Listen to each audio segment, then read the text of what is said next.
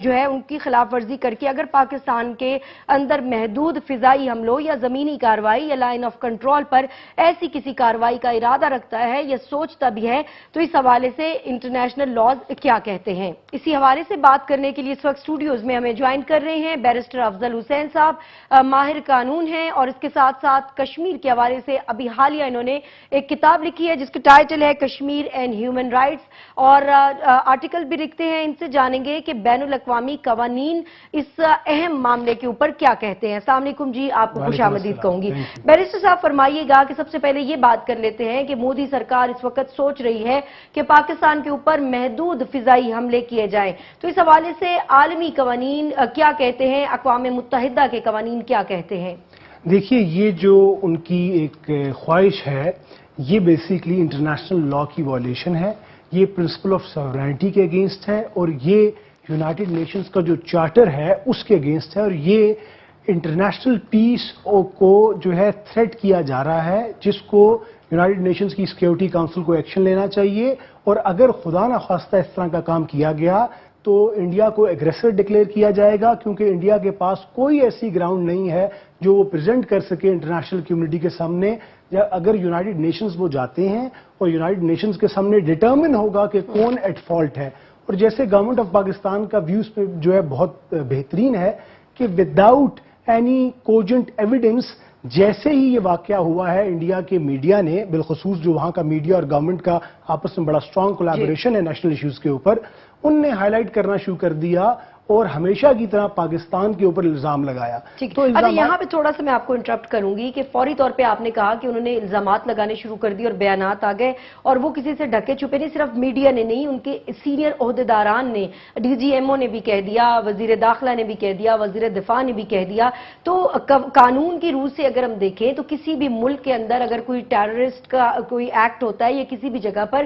تو international laws اس حوالے سے بھی کچھ ہیں جو بائنڈنگ کرتے ہیں کہ آپ کسی بھی سوورن کنٹری کے اوپر اٹھ کر اتنے سیریس ایلیگیشنز کیسے لگا سکتے ہیں. دیکھیے، یونائٹڈ نیشنز کا جو فورم ہے وہی جو اسٹیٹ اور جو ممبر اسٹیٹس ہیں ان کے آپسی تعلقات کو اور انٹرنیشنل کمیونٹی کے ساتھ جو ان کے تعلقات ہیں ان کو ڈیفائن کرتا ہے.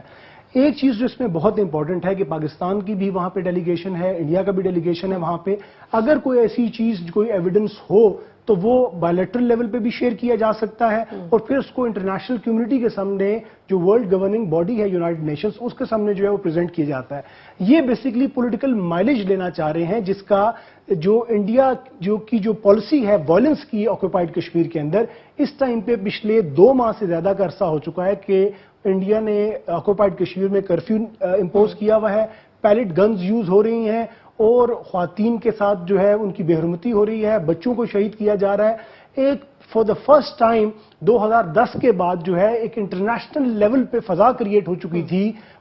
چکی ہے کہ انڈیا کے خلاف ایکشن کیا جائے ہیومن رائٹس ابیوزز کے لیے. میں کشمیر کے اوپر آتی ہوں، آپ کی اس بک کا بھی حوالہ اس کو بھی میں ڈسکس کروں گی، ہیومن رائٹس کو بھی ڈسکس کروں گی. پہلے اس کو دیکھ لیتے ہیں کہ جو انڈیا ابھی کہہ رہا ہے کہ ہم سرجیکل سٹرائکس کریں گے پاکستان کے اوپر یا ہم محدود حملے کریں گے. اب مجھے نہیں پتا وہ محدود حملے کیا سوچ رہے ہیں، انڈین اتھارٹیز کے ذہن میں کیا ہے کہ وہ ایک نیوکلیئر سٹیٹ کے اوپر ایسے فضائی اٹیکس یا سرجیکل سٹرائکس کی باتیں کر رہے ہیں. تو اگر انڈیا اس طریقے کی بے وقوفی کرنے کا ارادہ رکھتا ہے اور اگر کرتا ہے تو اس میں اقوام متحدہ کا اور عالمی برادری کا کردار کیا ہوتا ہے؟ دیکھیے، اگر انڈیا اس طرح کی کوئی چیز کرتا ہے تو وہ انٹرنیشنل لا کے تحت ایگریشن ہوگی، وہ انلیگل وار ہوگی، وہ ایک ایسا ایکٹ ہوگا جو انٹرنیشنل پیس اور سیکیورٹی کو تھریٹ کرے گا. اور جیسے آپ نے ڈی جی ایم او کی مثال دی، انٹیریئر منسٹر کی مثال دی انڈیا کی، یہ جو سٹیٹمنٹس ہیں یہ بہت سیریس سٹیٹمنٹس ہیں، کیونکہ انڈیا پاکستان دونوں نیوکلیئر پاورز ہیں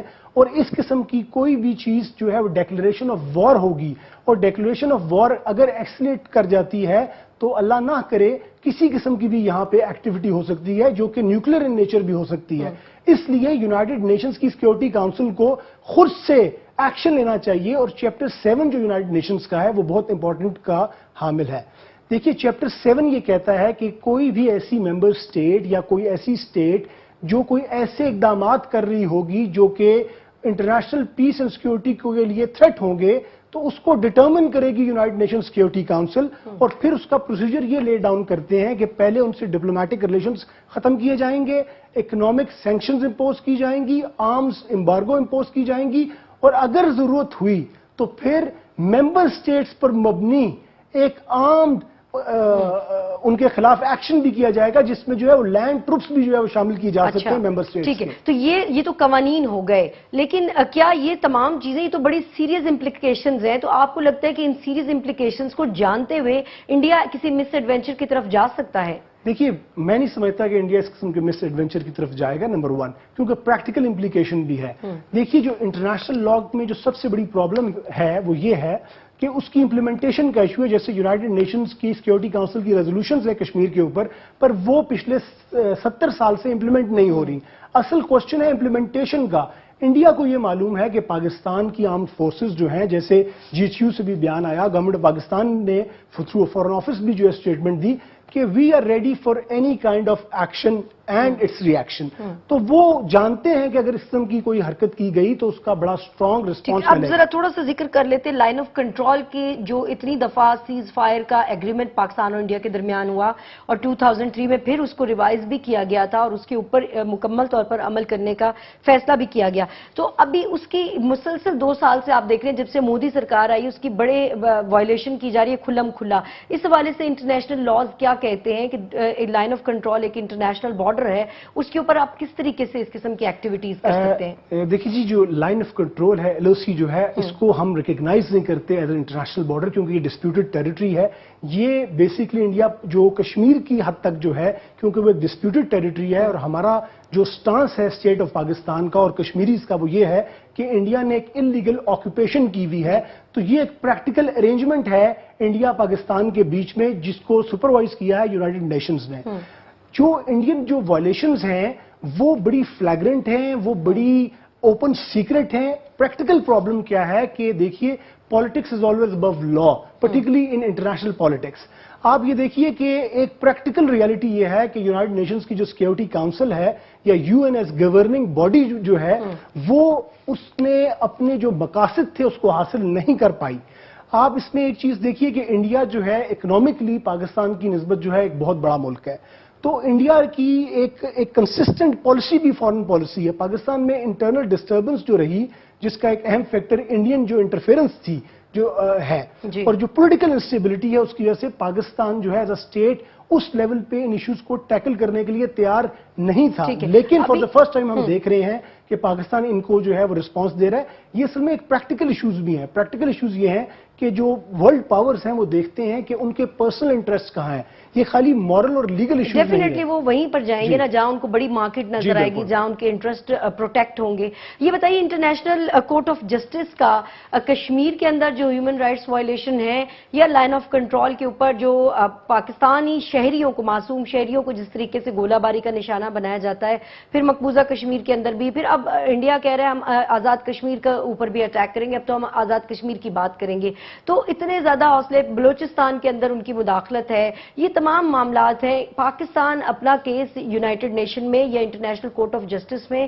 کیوں نہیں لے کر ابھی تک اس طریقے سے جا سکا, اور پھر انٹرنیشنل کورٹ آف جسٹس کا آپ رول کیا دیکھتے ہیں اس میں؟ دیکھیے, انٹرنیشنل کورٹ آف جسٹس جو ہے وہ یونائٹڈ نیشنز کے ایک ون آف دی آرگنز ہے. انٹرنیشنل کورٹ آف جسٹس کی جورسڈکشن جو ہے وہ تب اٹریکٹ ہوتی ہے جب جو ممبر اسٹیٹس ہوں جن کا ڈسپیوٹ ہو,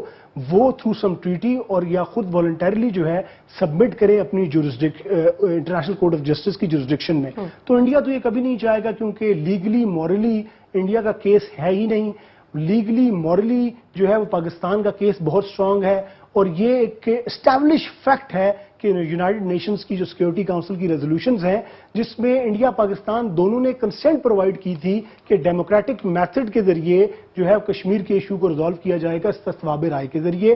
جو ہے ریزالو کیا جائے گا. تو انڈیا اس فیکچوئل پوزیشن کو جب ڈینائی کر رہا ہے اب, تو وہ اٹ سیلف انٹرنیشنل لاء کی وائلیشن ہے. یونائٹڈ نیشنز کی سیکورٹی کاؤنسل کی جو ریزولوشنز ہیں ان کی جو ہے وہ وائلیشن ہے. اصل ایشو ہے پریکٹیکل امپلیمنٹیشن کا. پریکٹیکل امپلیمنٹیشن کے لیے ورلڈ اوپینین کو موبلائز کرنا پڑے گا. جیسے گورنمنٹ آف پاکستان نے تمام ورلڈ پاورز کو جو ہے وہ لیٹرز لکھے ہیں, یونائٹڈ نیشنز کی سیکورٹی کاؤنسل کو لیٹرز لکھے ہیں. یہاں پہ پاکستان میں جو ان کے امپورٹنٹ کنٹریز کے ایمبیسڈرز تھے ان کو بلا کے اس پہ بریفنگ دی ہے. انڈیا کو پتا ہے کہ جس قسم کی انڈیجنس موومنٹ پچھلے 2.5 ماہ سے وہ اس سے بچنے کے لیے وہ یہ پروپیگنڈا بچنے کے لیے یہ او آئی سی کا لاسٹ میں تھوڑا سا ڈسکس کرنا چاہوں گی کہ او آئی سی کے بھی قوانین ہیں اور او آئی سی کے قوانین ان معاملات کے اوپر کیا کہتے ہیں. دیکھیے او آئی سی کا جو رول ہے وہ بہت امپورٹنٹ ہونا چاہیے تھا. اٹ از ویری انفارچونیٹ کہ او آئی سی کا جیسا رول ہونا چاہیے تھا ویسا رول او آئی سی نے نہیں پلے کیا. پر ریسنٹلی او آئی سی نے استنبول سمٹ کے اندر جو ہے وہ ان نے ایک جو اپنا ڈیکلریشن تھا اس میں کیٹیگوریکلی کہا کہ جو ہیومن رائٹس ابیوزز ہیں انڈین آکوپائڈ کشمیر میں اس کو ہم کنڈیم کرتے ہیں اور انٹرنیشنل کمیونٹی کو اور انڈیا کی توجہ دلائی اس طرف کہ جو وعدے کیے گئے کشمیریوں سے ان کو جو ہے وہ امپلیمنٹ کیا جائے. اور ایک چیز انہوں نے کہا کہ جو کشمیر کی سٹرگل, یہ بہت امپورٹنٹ چیز ہے, جو کشمیر کی سٹرگل ہے اس کو ٹیررزم سے ایکویٹ نہیں کیا جا سکتا, جو کہ انڈیا کرنے کی کوشش کر رہا ہے. کیونکہ اگر آج برہان وانی یا کسی اور کو, جیسے ابھی ناصر شفیع جو 11 سال کے بچے کو شہید کیا گیا 4 دن پہلے, اگر اس طرح کے ان کو جو ہے 11 سال کا بچہ اگر دہشت گرد ہوگا تو پھر تو آپ بھگت سنگھ کو بھی آپ کو دہشت گرد کہنا پڑے گا. بالکل صحیح ہے. بہت بہت شکریہ بیرسٹر افضل صاحب. میں یہاں پہ آپ سے اجازت بھی لوں گی. اور آپ نے جو باتیں کی, بیرسٹر افضل نے بڑی اچھی بات کی کہ بھارت جو ہے وہ اس وقت مکمل طور پر یہ کوشش کر رہا ہے کہ جو کشمیر کی سٹرگل ہے, جو آزادی کی تحریک ہے, اس کو دہشت گردی کا نام دے کر اپنی طرف سے جو مظالم ڈھائے جا رہے ہیں مقبوضہ کشمیر کے اندر ان کو جسٹیفائی کیا جائے. اور اگر اڑی کے اوپر